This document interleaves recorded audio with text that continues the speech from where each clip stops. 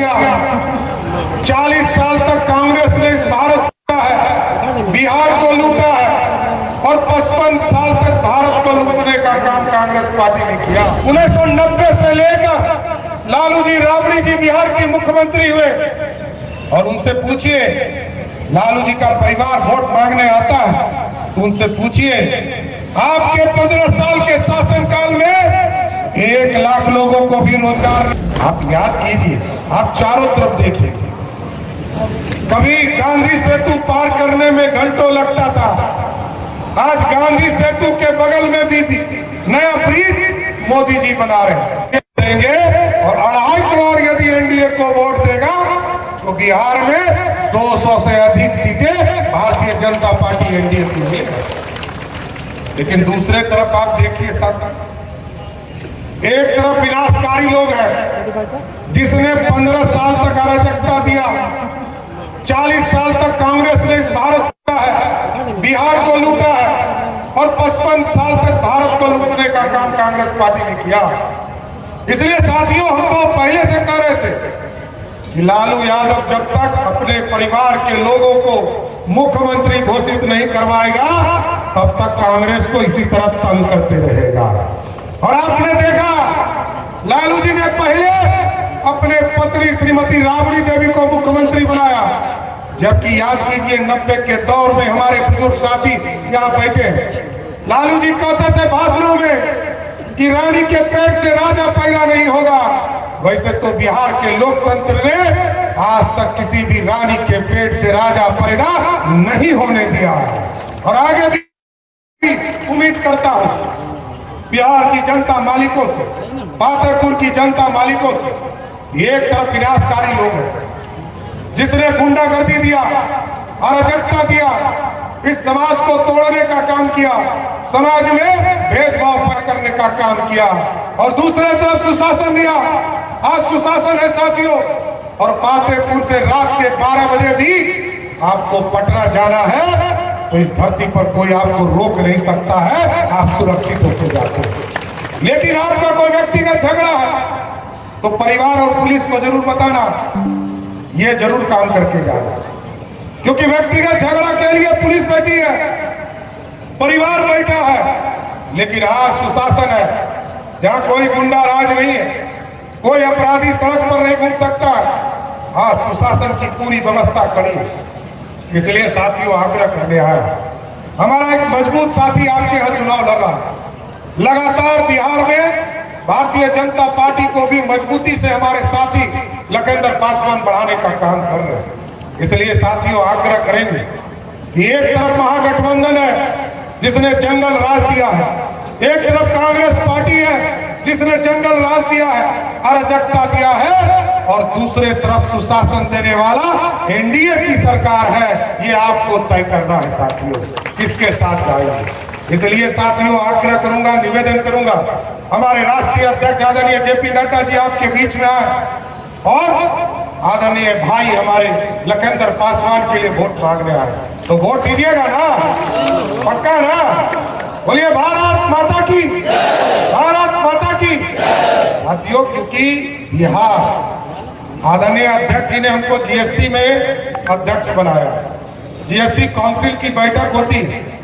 अभी आप सोचिए, मोदी जी ने जीएसटी बचत उत्सव मनवाया पूरे देश में, क्यों मनवाया?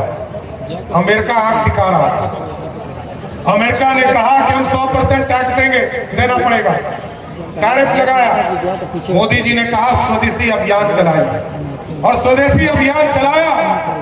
मैं तो अनुशंसा कर रहा था 12% टैक्स आएगा, लेकिन आदरणीय प्रधानमंत्री जी ने कहा 12 से काम नहीं चलेगा, ऐसी अनुशंसा करो जिससे कि भारत के गरीबों को पूरी तरह टैक्स बचे और स्वदेशी अभियान चलाने का काम कर सके। और हमने 12% के साथ साथ 28% टैक्स को भी हटाने का निर्णय लिया और आदरणीय प्रधानमंत्री जी की सहमति मिली। और आज मोटरसाइकिल खरीदने जाते हैं सर, तो 6,000 से लेकर 1 लाख का मोटरसाइकिल है तो 10,000 से 12,000 का आपको पैसा बच रहा है।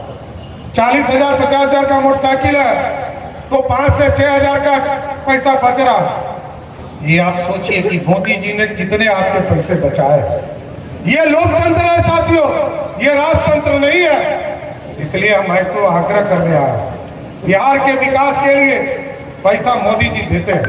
हमने तो वो भी बिहार देखा है साथियों, जब बिहार का 87% राजस्व उस झारखंड से आता था और हम लोगों ने कलेजे पर पत्थर रखकर बिहार को बंटने का वोट दिया, क्योंकि आदरणीय श्रद्धेय अटल बिहारी वाजपेयी जी ने तय किया था कि बिहार को 2 भागों में बंटना है।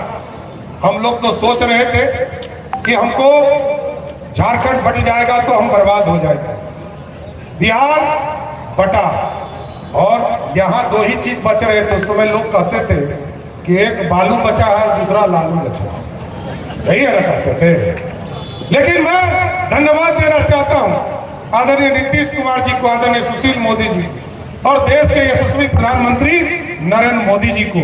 आज साथियों मैं काम कर रहा हूं, बिहार के बजट पर काम करता हूं। जिस बिहार में 23% खर्चा होता था पैसा, 87% रेवेन्यू आता था झारखंड से, जब मैं बजट पेश कर रहा था आदरणीय नड्डा जी के आशीर्वाद से बिहार का उप मुख्यमंत्री बना, तो मेरे को सीने में जो पत्थर रखकर झारखंड बटा था, आज सीना 56 इंच का हो रहा था कि झारखंड का बजट 1,40,000 करोड़ का था और बिहार का बजट 3,17,000 करोड़ का था।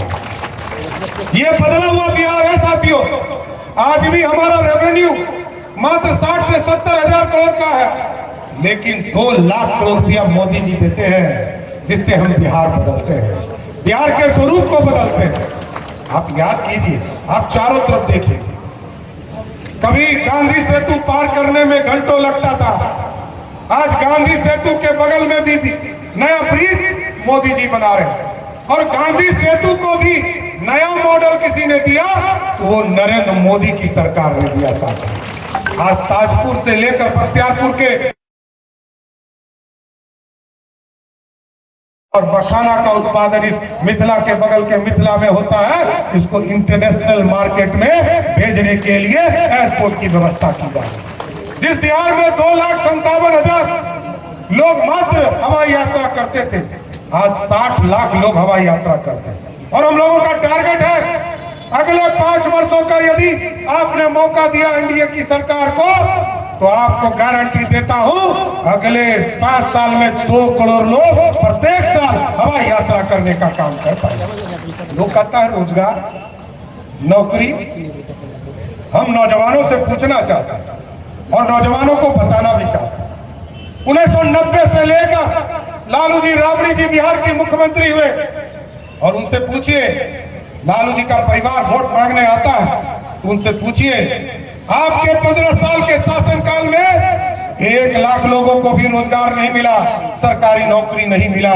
लेकिन नीतीश कुमार जी, सुशील मोदी से लेकर आज तक की सरकार चली, तो मैं आज गर्व से कह सकता हूं इस बार 11 लाख और पिछले बार 7.5 लाख जो 15 साल पहले चला नीतीश जी का, अब सबको मिला दीजिए 18.5 लाख लोगों को सरकारी नौकरी किसी ने दिया तो एनडीए की सरकार ने।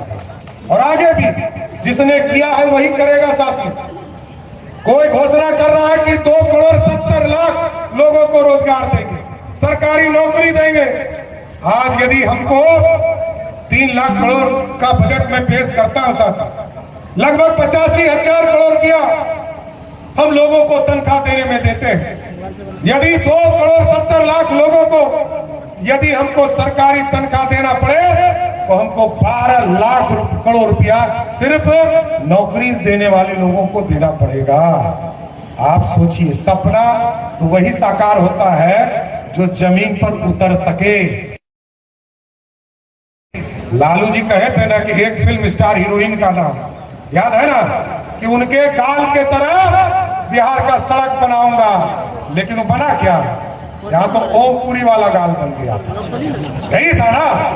इसलिए साथियों मैं आग्रह करूंगा, निवेदन करूंगा कि बिहार आगे बढ़ चला है, रफ्तार पकड़ चुका है और रफ्तार को आगे बढ़ाने में आपका साथ चाहिए, एनडीए की सरकार चाहिए और लखींदर जी पातेपुर से फिर से जीत कर जाए, आपका आशीर्वाद चाहिए। मिलेगा ना आशीर्वाद? पक्का ना? राष्ट्रीय अध्यक्ष जी आए आपके बीच में आपसे आग्रह करने के लिए, इसलिए एक एक वोट 6 तारीख को लखनदर पासवान के कमल छाप के निशान पर सभी लोग देने का काम कीजिएगा। बहुत बहुत धन्यवाद।